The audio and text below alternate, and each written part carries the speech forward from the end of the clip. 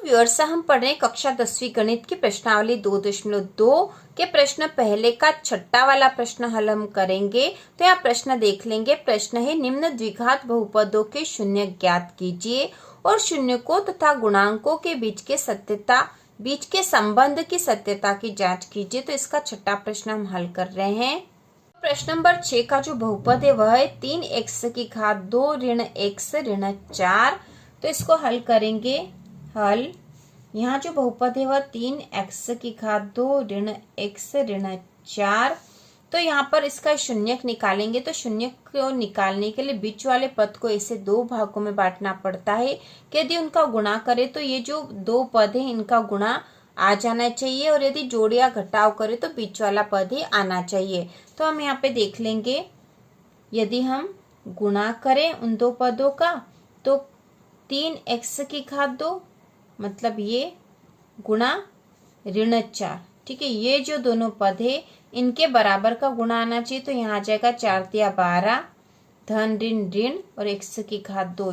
तो हमें ऐसे दो पद चाहिए कि जिनका गुणा करें तो ऋण 12 x की घात 2 मिले, जबकि यदि हम उनका जोड़ या घटाव करें तो बीच वाला पद मतलब ऋण x आना चाहिए। तो x के साथ कुछ नहीं मतलब 1 है, तो ऋण 1x है वास्तव में। इसे समझकर हम करेंगे तो अच्छे से आ जाएगा।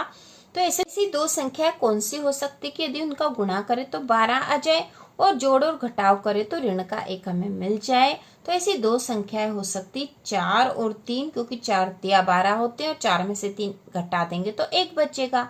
तो यहाँ पे तो हमें ऋण का 12 चाहिए, तो और यहाँ पर जोड़ और घटाव करने पे ऋण का 1 x चाहिए। तो ऋण का x चाहिए के लिए हमें बड़ी संख्या ऋण की लेंगे, छोटी संख्या धन की। तो 4 में से 3 घटाएंगे तो 1 आ जाएगा और वह ऋण का रहेगा क्योंकि ऋण की संख्या बड़ी है।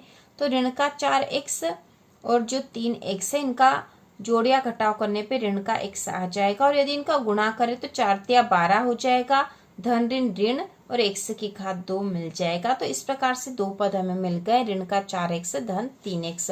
तो हम यहाँ लिख देंगे बराबर 3x की घात 2। ठीक है, ये तो रफ में हमने समझने के लिए करा था। तो 3x की घात 2 ऋण 4x धन 3x ऋण 4। अब यहाँ पर से इन आगे वाले दो पद में से हम कॉमन ले सकते x को। तो यहाँ बचेगा 3x धन ऋण ऋण, x कॉमन ले लिया तो बच गया 4। इसके बाद यहाँ 3x ऋण 4 है, तो यहाँ हम कॉमन ले सकते 1 को, और यहाँ कोष्टक में आ जाएगा 3x ऋण 4। अब आगे के जो पद है यहाँ पर जिसे x धन 1 है इसका एक पद बन जाएगा x धन 1, और जो कोष्टक में थे उसका एक पद बन जाएगा। तो यहाँ हो जाएगा 3x ऋण 4। अब यहाँ से हम इसके शून्यक निकाल लेंगे। तो x धन 1, ठीक है, x धन 1 बराबर 0, x बराबर ऋण का 1, धन का 1 उधर गया तो ऋण का 1 हो गया है। इसके साथ ही यहाँ पर है 3x ऋण 4 बराबर 0। तो 3x बराबर 4, क्योंकि ऋण का 4 बराबर के उधर गया तो धन का 4 हो गया है, और x बराबर हो जाएगा 4/3। तो इस प्रकार हमें दो शून्यक मिल गए हैं। अतः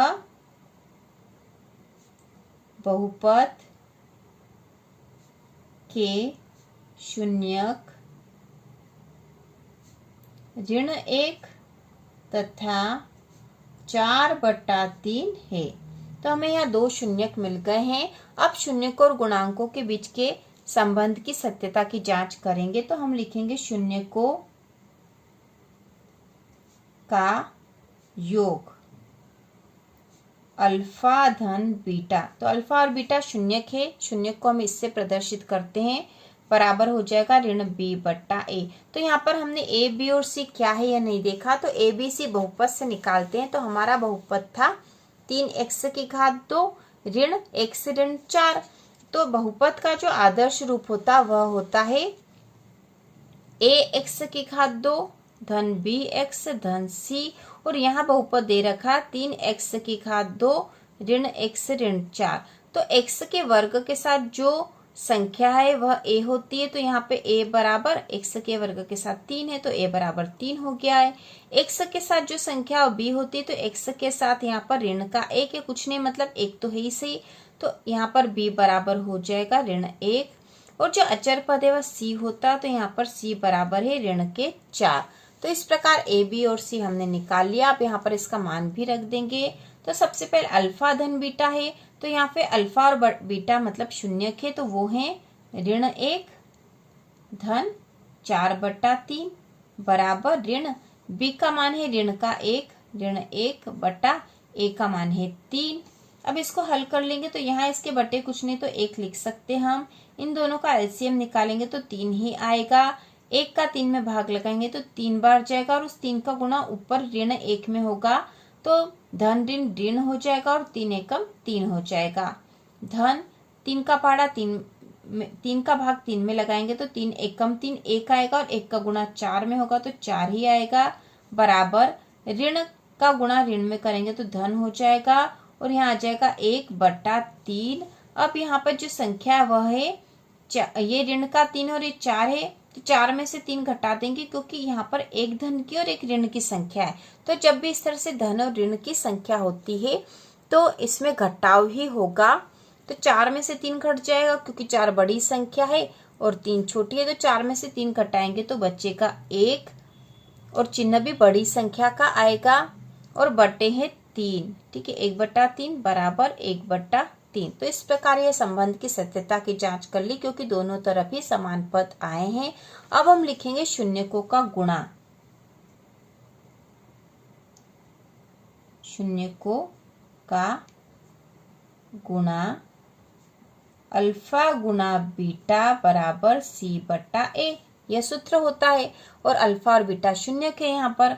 तो अल्फा का मान है ऋण 1 गुणा 4/3 बराबर c का मान हमने निकाला था ऋण के 4/a का मान है 3।